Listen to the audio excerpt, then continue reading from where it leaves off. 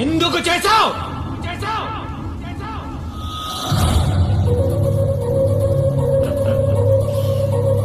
తప్పలేదు బ్రో, డబ్బు కోసం.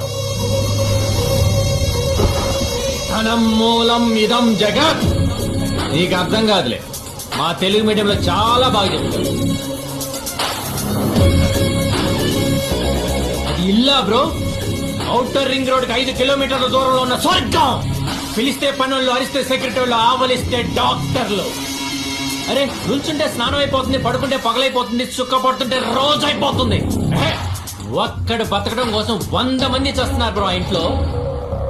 ఆ ఈశ్వరి 30 రోజులు అనిపించేది కాదు బ్రో, 100 ఏళ్ళు అనిపించాల్సిందే.